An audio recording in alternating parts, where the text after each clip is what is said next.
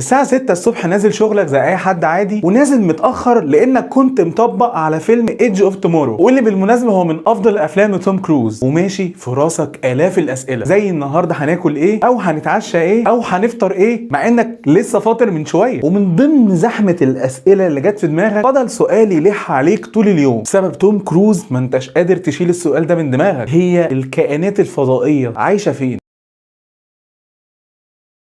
لاني مش ناوي اطول عليك ندخل في الحلقه على طول. كوكب الارض موجود ضمن مجموعه اسمها المجموعه الشمسيه، عباره عن نجم الشمس ومتنطور حوالين منه شويه كواكب، والليله دي كلها يا زميلي موجوده جوه حاجه اكبر بكتير بكتير بكتير فوق ما تتخيل، اسمها مجره درب التبانه او ذا ميلكي واي. المهم ان المجره دي مبدوره نجوم شبه نجم الشمس اللي عندنا بالظبط، وكل نجم من دول حواليهم كواكب زي كوكب الارض وزي الكواكب اللي حوالين مننا، طبعا باختلاف ظروف كل كوكب. في كوكب اللي ساخن جدا، وفي كواكب تانية باردة جدا، وفي كواكب بتتكون حتى من الغاز، والكون بحاله فيه تريليونات المجرات. فتخيل بقى عدد النجوم والكواكب اللي موجودة في الكون ده كله. عدد الكواكب في الكون عدد لا نهائي ومحدش يعرفه غير ربنا وبس. لو افترضنا جدلا ان كل نجم في الكون حوالين منه كوكب، والكوكب ده موجود في منطقة اسمها المنطقة الصالحة للحياة، يعني الكوكب بيلف حوالين نجمه في منطقة لا هي قريبة قوي من النجم بحيث ان الكوكب يبقى سخن مولع نار، ولا هو كوكب بعيد جدا عن النجم لدرجة ان هو يكون برد جدا. فتخيل عدد الكواكب اللي ممكن نعيش فيها في الكون ده. معلومه كده في النص صغيره: اي كائنات هنكتشفها في المستقبل موجوده على كوكب تاني مش هيكون اسمها كائنات فضائيه، لاننا احنا حتى البشر وكل حاجه موجوده على كوكب الارض تنتمي لنفس الفضاء، فمش لازم يعني نسميهم كائنات فضائيه، بس احنا ممكن نسميهم زمايلنا التانيين. المهم ان في عالم فضاء اسمه ستيفن تانجاي او تانجاي على حسب ما هما بينطقوه. عمنا ستيفن قال ان لحد دلوقتي الحياه ملهاش معنى واضح وصريح، ووجود البشر على الارض مش بالضروره معناه ان كوكب الارض عليه حياه، وان فكره الحياه مش مقترنه بوجود البشر وبس. اللي يقصده ان وجود حاجه مثلا زي البكتيريا او الميكروبات او الجراثيم معناه ان الكوكب ده عليه حياه، ولو في ان شاء الله حتى ميكروبات صغيره مثلا عايشه على كوكب زي كوكب المريخ فده معناه ان كوكب المريخ كوكب صالح للحياه، حتى لو كان اللي عايش عليه مخلوقات تانية غير البشر. كمان قال ان الارض عليها مقومات للحياه زي الاكسجين والهواء والميه، ووجودها على الارض لا ينفي امكانيه وجودها على كوكب تاني، وان دي عناصر سهل جدا ان انت تلاقيها في الكون. تخيل لو انا اديت لك دلوقتي مليون جنيه خمسينات، يعني تقريبا 20,000 ورقه فئه ال50 جنيه، طبعا هترجعهم لي ها. المهم ورحت ساحب ورقه من المليون جنيه دي ومكتوب عليها بحبك يا ألفة، وفجاه رحت راميها في وسط الفلوس وسالتك سؤال: تتوقع في كام ورقه في وسط الفلوس دي كلها هيكون متشخبط عليها؟ بديهي يعني هتقول لي في وسط كميه الفلوس دي اكيد في اكتر من ورقه متشخبط عليها، ده الف باحتمالات يعني مش محتاجه فقاقه. نفس القصه بتنطبق على الكون، حتى لو احنا لسه ما اكتشفناش وجود اكسجين وعناصر لازمه للحياه على كوكب تاني، فده مش معناه ان الحاجات دي حصريه لكوكب الارض وبس. وبعيدا بقى عن الحلقه، سؤال صغير ليه: ايه هي اكتر الانواع اللي عايشه على كوكب الارض؟ اوعى تكون اجابتك الانسان، والله هزعل منك. الانسان من اقل الكائنات الحيه على الارض كعدد. البكتيريا على كوكب الارض عددها لا نهائي، الحشرات كذلك، الجراثيم، البشر يا دوبك 7.8 مليار بني ادم تقريبا. يعني انت مش نمبر 1 يا نجم، ما انتش يعني سيد الكوكب اللي انت عايش فيه. في حاجات تانية معدياك في العدد بكتير جدا، بالعكس ده انت اكبر مدمر لكوكب الارض لحد دلوقتي. الانسان قتل ملايين البشر خلال الحروب، وحيوان مثلا زي السيد قشطه عمره ما هيشيل سلاح ويروح يحارب زميله في حته تانية. في حيوان كده كنت كلمتك عليه في حلقه حيوانات غريبه ما تعرفهاش، كلمتك فيها عن حيوان ميكروسكوبي، يعني ما تقدرش تشوفه غير تحت الميكروسكوب وبس. والحيوان ده من اغرب الحيوانات على الاطلاق. تحطه تحت الميه ما يموتش، تحطه فوق النار ما يموتش، وفي اي حته ما يموتش. كائن ملوش بديل وملوش مثيل، كائن غريب جدا، تحس ان هو عامل شفره الدم بتاعت جاتا. المهم ان العلماء في ناسا حضروا شويه من الحيوانات دي وبعتوها الفضاء، وقرروا ان هم يحطوهم في ظروف صعبه جدا للحياه من غير اي درجه حراره مناسبه او اكسجين، واكتشفوا ان الدببه الصغيره دي جدا قدرت ان هي تنجو فوق، ومش كده وبس، قدرت كمان ان هي تتكاثر. اللي عايز اقوله لك ان عدم وجود اكسجين او هواء او ميه على كوكب مش معناه ان الكوكب ده غير صالح للحياه. حتى لو الحاجات دي مش موجوده هناك مش معناها ان مفيش حد عايش هناك. ممكن جدا حاجات زي الكربون والغازات السامه تكون في كائنات تانية عايشه عليها. تخيل بقى لو احنا البشر دلوقتي قدرنا نكتشف مخلوقات في كوكب تاني، وخلاص احنا قررنا نزق عجلنا على هناك، ورحت للسوبر جيت وركبت اي حاجه من موقف محرم بيه طالعه لوكاله روفرات ناسا. المشكله دلوقتي مش في الكائنات الفضائيه، المشكله الحقيقيه في ازاي احنا اصلا نروح لهم. الكون مليان اشارات راديويه في كل مكان، واشاعات ومسارات ضوء بعدد غير متناهي، والانسان بيهتم بكل اشاره جايه من الكون على امل ان هي تكون جايه من حضاره تانية. بس خلينا نفترض دلوقتي ان الارض استقبلت اشاره من كوكب في مجره تانية اسمه حلبسة، والكائنات اللي عايشه هناك اسمهم الحلبسيين، وان كوكب حلبسة ده حب يدحرج المسا على فخاد كوكب الارض وبعت لنا اشاره من مصباح قوي هناك. الضوء سرعته 300 الف كيلو متر في الثانيه الواحده، مش في الساعه ولا في الدقيقه، لا في الثانيه الواحده الضوء بيمشي 300 الف كيلو متر. فتخيل بقى لو الضوء اللي جاي من كوكب حلبسة ده اخد له 40 50 سنه، فتخيل حجم المسافه المهوله اللي بيننا وبين كوكب حلبسة. جايز مع الوقت نبتكر اي سفينه فضائيه او مكوك او حتى توك توك فضائي قادر ان هو يمشي بسرعه الضوء. بس خلينا نفترض ان ده حصل. حتى